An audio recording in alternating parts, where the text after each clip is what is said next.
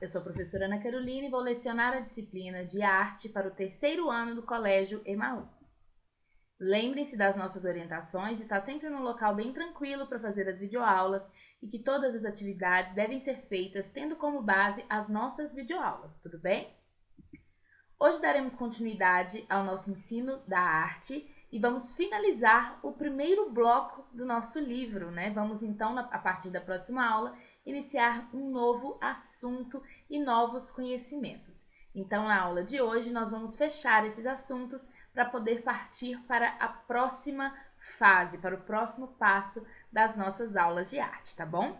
Então, vamos lá. Continuaremos então no tema 3, Minha Cultura, falar da cultura do nosso Brasil, que é esse país tão grande, tão vasto e que tem tantas culturas diferentes, né? Porque as pessoas costumam pensar, né, que cada país tem uma cultura e uma cultura só, quando na realidade não é bem assim. O nosso país, ele é muito grande, tanto que ele é conhecido como um país continental, né? Ele é um país de dimensões de continente. Ele é um país muito grande, é um título que a gente só pode dar para outros poucos países, né, nesse mundo, como os Estados Unidos, o Canadá, a Rússia e a China, que são países igualmente grandes, alguns até maiores do que o Brasil.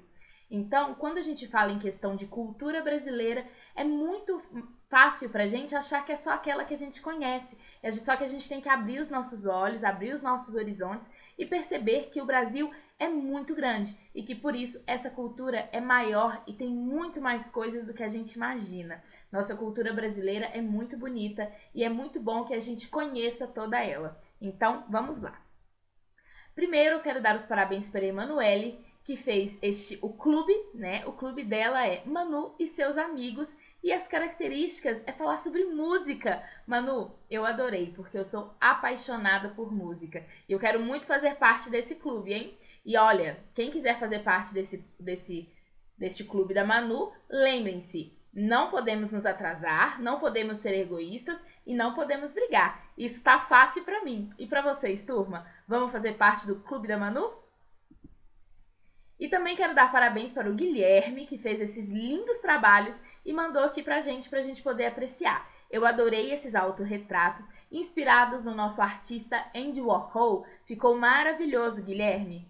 O Guilherme também fez, né, outro trabalho pra gente ver, que foi essa máscara. Gente, olha que coisa mais linda! Eu amei essa máscara que o Guilherme preparou para mandar pra gente. Olha só que bonita que ficou. Muito caprichada, o colorido com o glitter ficou maravilhoso. Essa sala só tem artista, eu adorei. Turma, também temos uma surpresa. O coleguinha Thales fez essa lembrança para vocês de Dia das Crianças. Pode estar um pouquinho atrasado no vídeo, mas Thales, eu achei muito lindo. Eu vou ler para vocês, olha. Eu desejo a todos os coleguinhas do Emaús Feliz Dia das Crianças. Hoje é dia de festa. Que seu dia possa ser maravilhoso. Deus te abençoe. E aí ele colocou um versículo pra gente. Olha que coisa linda. Então disse Jesus: Deixem vir a mim as crianças e não as impeçam, pois o reino dos céus pertence aos que são semelhantes a elas. É Mateus 19:14. Thales, eu adorei e eu me senti quase uma criança recebendo esse bilhete. Eu tenho certeza que todos os seus colegas se sentiram muito abraçados com esse bilhete, né, tão lindo e tão caprichado. Muito obrigada, Thales. Bom, agora que demos os parabéns para todos os nossos colegas, recebemos essa mensagem linda do Thales, vamos para a nossa aula. Vamos lá para a página 48. Como sempre, o combinado é seguir as leituras pelo livro, observar todas as figuras. Sempre que eu trouxer algo que não está no livro, eu aviso vocês para que vocês prestem atenção somente na nossa videoaula, tudo bem? Então, vamos lá. Vamos começar pela linha do tempo e falar da influência portuguesa. A gente já tinha falado sobre isso, mas eu retomei, né, esse assunto porque a gente vai continuar falando de outras influências. Então, vamos falar sobre isso de novo para refrescar na nossa memória e dar continuidade para a matéria, tá bom? A influência de Portugal no Brasil vai além da língua que falamos. Está presente nas festividades, como as festas juninas, e na nossa culinária. Tanto no uso de temperos, como na adoção de pratos, como a bacalhoada, que é uma delícia. Os azulejos portugueses, que apresentam desenhos em tons de azul sobre fundo branco, são outra influência da cultura portuguesa. Essa importante contribuição para a nossa arquitetura pode ser encontrada em fachadas de edificações e em murais de igrejas, em especial nas regiões norte e nordeste do país. Os azulejos portugueses ainda hoje são uma influência nas casas e decorações e estão presentes também na arte contemporânea. A artista carioca Adriana Varejão inspirou-se nessa arte portuguesa para criar algumas de suas obras, como Calacanto Provoca Maremoto, produzida entre 2004 e 2008. Meninos, quando a gente fala que uma obra de arte foi produzida entre 2004 e 2008, porque na verdade as obras de arte dificilmente são feitas muito rapidamente. Então ela levou aí estes 4 anos, desde o início da obra até a finalização dela. E essa é a primeira atividade do portfólio de vocês, que vocês vão fazer para essa semana, que são azulejos portugueses. Está lá na página 49. Crie uma pintura inspirada nos azulejos portugueses que você viu na página anterior. Utilize a imagem da parede de azulejos ao lado para compor o seu painel.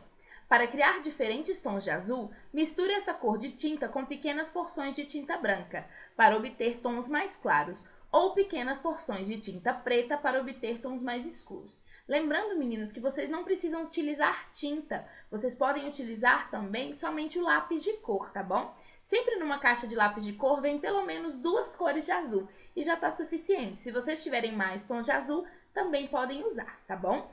E quem for utilizar tinta para fazer esse trabalho, lembre-se que as doses de tinta branca e preta são bem pequenas. Vá colocando de gotinha em gotinha e misturando, porque se você colocar muita tinta preta, vai acabar ficando tudo preto. A tinta preta, ela não, é uma mistura muito delicada, vocês precisam colocar de gotinha em gotinha para chegar no tom de azul que vocês querem, tá bom? Aproveite para dividir com os colegas as tonalidades obtidas. Bom, essa parte, infelizmente, a gente não consegue fazer no momento. Agora, pense na composição visual que você quer fazer para decorar a sua parede de azulejos e mão à obra. Vocês podem desenhar o que vocês acharem melhor. Flores, pássaros, edifícios, casas, um grande jardim. Fica na imaginação de vocês. Mas lembrem-se que sempre utilizando tons de azul, porque essa é a principal característica dos azulejos portugueses. E quando vocês finalizarem, não esqueçam de mandar para mim, tá bom? Eu vou adorar ver e compartilhar com seus colegas. E agora vamos continuar então na página 51, falar sobre o mundo sonoro, sobre as manifestações afro-brasileiras. Nós já falamos, né, sobre os portugueses, vamos falar agora então das manifestações afro-brasileiras, que são uma outra parte muito importante da nossa colonização e da formação cultural do nosso país. O povo africano contribuiu enormemente para a formação da cultura brasileira. Entre essas influências destacam-se a dança e a música. A cultura trazida por africanos escravizados foi o que deu origem às manifestações culturais afro-brasileiras, como o samba e a capoeira, que eram praticados por eles nas horas vagas. Em 2014, a capoeira passou a ser considerada patrimônio cultural do Brasil. Na verdade, a capoeira ela já foi difundida pelo mundo como uma arte tipicamente brasileira. E em vários países vocês podem encontrar academias de capoeira, onde professores brasileiros ensinam essa arte para os estrangeiros. O frevo é uma expressão que mistura música e dança e cuja história está ligada à capoeira. Ele está presente em especial no Nordeste brasileiro e desde o final do século XIX era comum alguns capoeiristas desfilarem à frente dos blocos para defender os músicos. Faziam isso dançando frevo. A música do frevo é caracterizada por um ritmo acelerado e a dança, chamada de passo, inclui acrobacias e é uma dança bem difícil. A primeira vez que se utilizou a palavra frevo em um jornal foi no ano de 1907 e por isso em 2007 foram comemorados os 100 anos do frevo. E agora a gente vai entrar, na terceira parte dessa pirâmide cultural que é o Brasil, que é a influência indígena. Lá na página 52 vamos acompanhar. A cultura indígena se faz presente em vários costumes e tradições do povo brasileiro, como o conhecimento sobre as plantas naturais do país e o uso delas em cuidados pessoais e medicinais. Quantas vezes a gente está um pouquinho doentinho e aí a nossa mãe, a avó, a tia faz um chazinho pra gente, né? Um chá de camomila para acalmar, um chá de hortelã para dar energia. Tudo isso é um conhecimento indígena que foi passado para toda a população do Brasil. Muitas vezes nem tem ideia sobre isso, mas esse é um conhecimento que veio dos nossos índios. Muitas palavras do nosso vocabulário e inúmeros alimentos que fazem parte da culinária brasileira receberam influência cultural dos povos indígenas. Um exemplo é a mandioca, também conhecida como aipim, um alimento comum em pratos típicos de diversas regiões do país. Esse nome, mandioca, ele foi aprendido com os índios. Um outro nome que eu tenho certeza que vocês gostam muito e que os índios que nos ensinaram foi jabuticaba. É um nome completamente indígena lá da tribo Tupi-Guarani, que os povos portugueses aprenderam e acabou entrando para a nossa língua. As lendas indígenas também fazem parte do repertório da cultura popular brasileira, e suas histórias e personagens têm como foco a natureza e os costumes de seus povos. Muitas vezes as pessoas não conhecem a cultura dos índios, mas muitas coisas que a gente acaba aprendendo por aí são dos índios e a gente não sabe. E essa parte aqui, gente, eu coloquei, não está no livro de vocês. Foi a tia que colocou, então prestem bastante atenção, ajudem aqui, lendo na nossa tela da videoaula. Eu coloquei para vocês o que é lenda.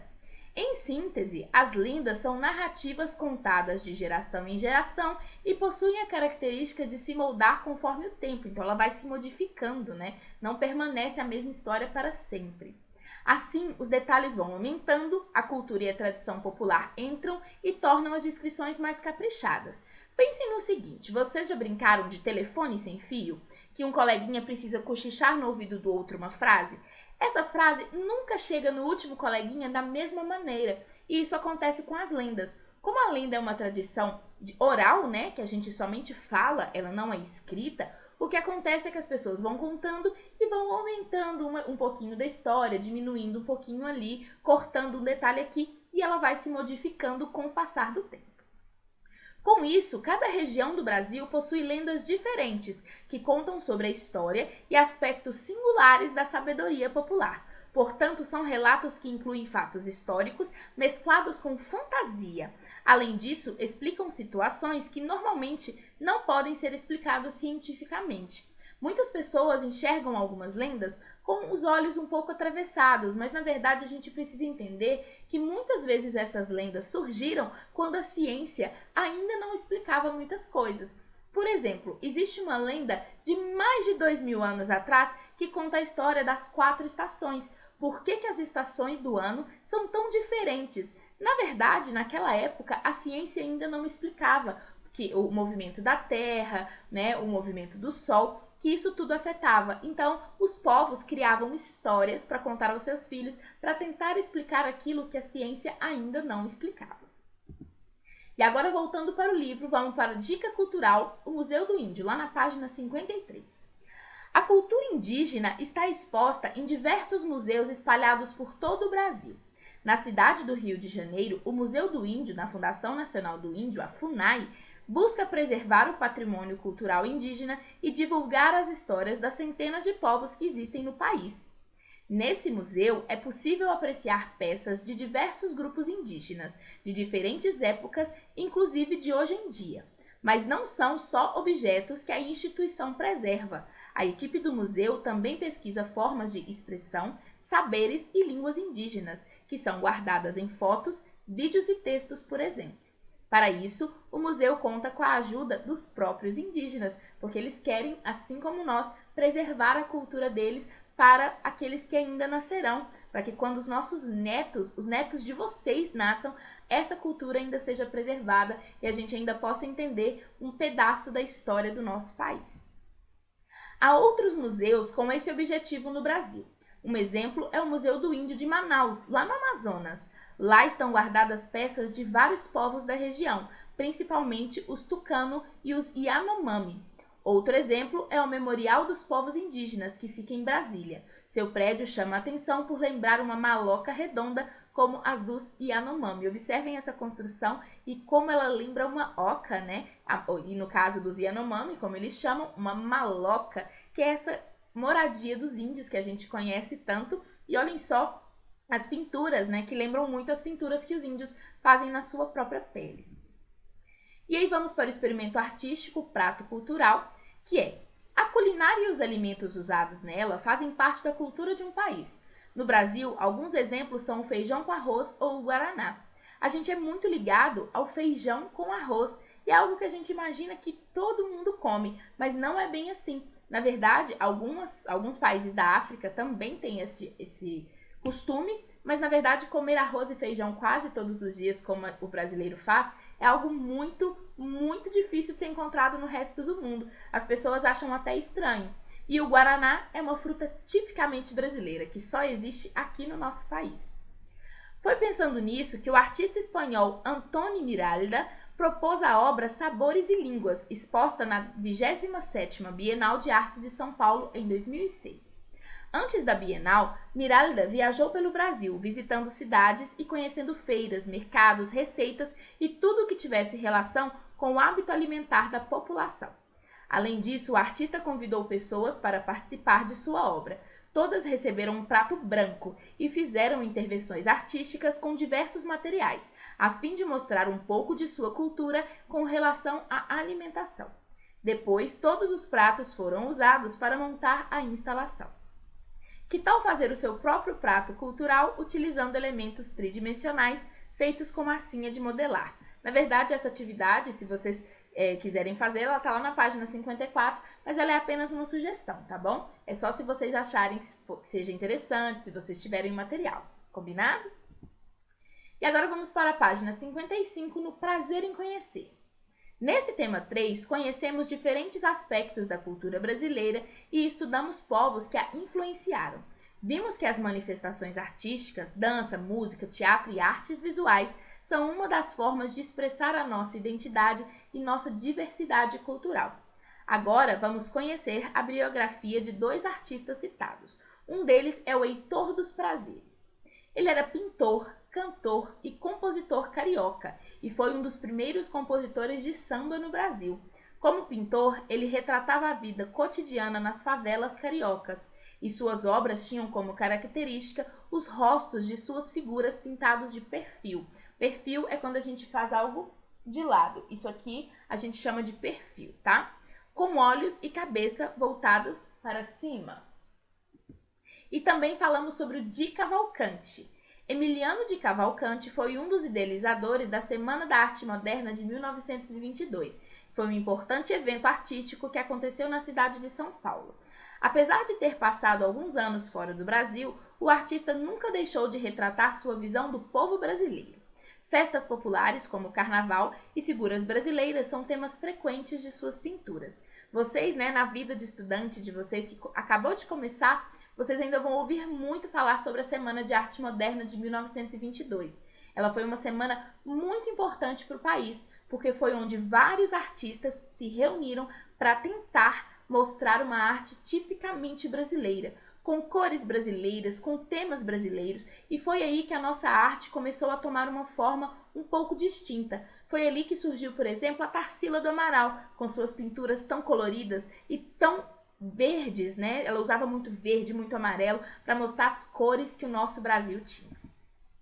E essa é a atividade do fechamento para o bloco 1, que vocês precisam também colocar na atividade do portfólio, e essa eu preciso muito receber para que eu possa montar um book com todas as atividades que vocês fizerem para a gente fazer uma exposição virtual, do final deste bloco. Nós temos aí 4 sugestões, de atividades. Eu escolhi essa atividade da página 57 para que vocês façam, porque as outras seriam um pouco complicadas para a gente fazer no momento que a gente está vivendo, tá bom? Observem. No começo desse tema 3, vimos algumas intervenções artísticas em mapas do Brasil. Nesta proposta, a ideia é intervir em mapas, mas de outra forma, usando-os como suporte para desenhar autorretratos. O resultado deve ser parecido com os trabalhos do artista espanhol Antonio Álvarez Gordillo.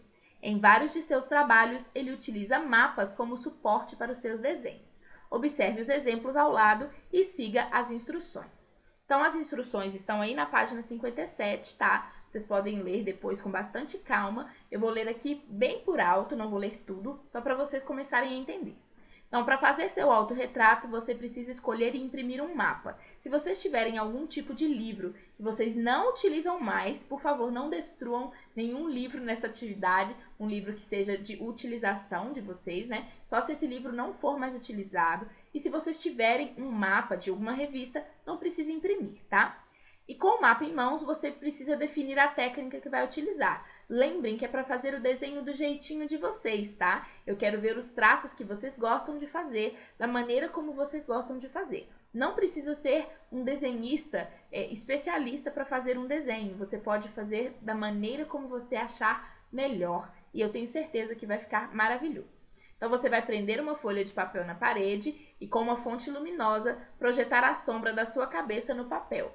Vai desenhar, né, essa sombra, vai pedir alguém para ajudar vocês, e aí depois vocês vão desenhar por cima dessa sombra. E para finalizar, a gente vai montar uma exposição virtual. Então, para isso, eu preciso que vocês me enviem todos os trabalhos. Então, estes dois aqui são algumas formas que vocês podem observar. O primeiro, nós temos algo bem detalhado, né? É um desenhista já com uma formação que realmente é um pouco mais difícil. Mas esse segundo, olha só, é somente o perfil de uma pessoa e ficou bem legal. A tiara, né, como um objeto de identificação pessoal, também ficou bem legal. Eu tenho certeza que vocês vão ser bem criativos para fazer essa atividade e não se esqueçam de me enviar para que a gente possa fazer a nossa exposição virtual, tá bom? Então, façam as atividades propostas, se divirtam fazendo arte e lembrem-se, juntos no caminho certo. Até a próxima!